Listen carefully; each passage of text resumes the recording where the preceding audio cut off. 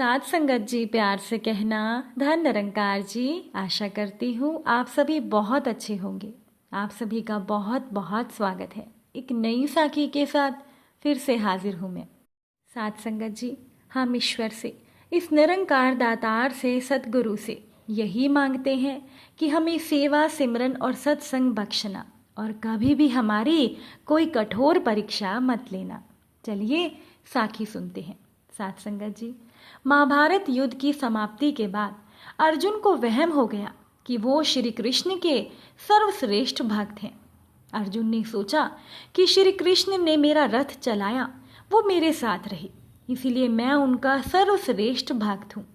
अब अर्जुन को क्या पता था कि वो तो केवल धर्म की स्थापना का एक जरिया थे। फिर भगवान श्री कृष्ण ने अर्जुन का गर्व तोड़ने के लिए उसकी परीक्षा लेने की बात सोची। साथ संगत जी, श्री कृष्ण और अर्जुन ने जोगियों का वेश बनाया और वन में एक शेर पकड़ा और पहुंच जाते हैं भगवान विष्णु के परम भक्त राजा मोरध्वज के द्वार पर। राजा मोरध्वज बहुत ही दानी और आव भगत वाले थे।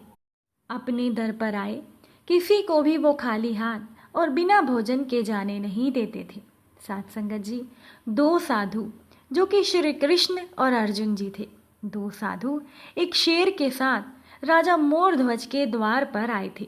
ये जानकर राजा नंगे पांव दौड़कर द्वार पर गए और भगवान के तेज से नतमस्तक होकर उन्हें आतिथ्य स्वीकार करने को कहा। भगवान श्री कृष्ण ने मोरध्वज से कहा कि हम मेजबानी तभी स्वीकार करेंगे जब राजा उनकी एक शर्त माने। राजा ने जोश में कहा कि महाराज, आप जो भी कहेंगे मैं तैयार हूँ। भगवान श्री कृष्ण ने कहा कि हम दोनों तो ब्राह्मण हैं, हम दोनों को तो कुछ भी खिला देना, पर ये सिंह, ये शेर नरभक्षी है। तुम अगर अपने इकलौते बेटे को अपने हाथों से मार कर इसे खिला सको तो ही हम तुम्हारा आतिथ्य स्वीकार करेंगे। अब भगवान की शर्त सुनकर राजा मोरध्वज के होश उड़ गए। फिर भी राजा अपना आतिथ्य धर्म छोड़ना नहीं चाहते थे। उन्होंने भगवान से कहा, प्रभु मुझे मंजूर है, पर एक बार मैं अपनी पत्नी से पूछ कर आता हूँ। भगवान से आज्ञा लेकर राजा अपने महल में गए तो राजा का उतरा हुआ चेहरा देखकर उनकी पतिव्रता रानी ने राजा से उसका कारण पूछा। राजा ने अपनी पत्नी को सारा हाल बताया तो रानी की आंखों से अश्रु बह निकले। फिर भी वो अभिमान से राजा मोरध्वज से बोली कि आपकी आन पर मैं अपने सैकड़ों पुत्र कुर्बान कर सकती हूँ। आप दोनों साधुओं को आदरपूर्वक अंदर ले आइए। साथ संगत जी, अर्जुन ने भगवान श्री कृष्ण से पूछा कि माधव, ये क्या माजरा है, आपने ये क्या मांग लिया? कृष्ण ने कहा, अर्जुन तुम देखते रहो और चुप रहो। राजा तीनों को अंदर ले आए और भोजन की तैयारी शुरू हुई। भगवान को 56 भोग परोसा गया, पर अर्जुन के गले से कुछ भी नीचे नहीं उतर रहा था। राजा ने अंदर जाकर अपने पुत्र को तैयार किया और राजा मोरध्वज का पुत्र भी 3 साल का था और उसका नाम था रतन कंवर। वो भी अपने माता पिता का भक्त था। उसने भी हंसते हंसते अपने प्राण दे दिए, परंतु उफ तक न की।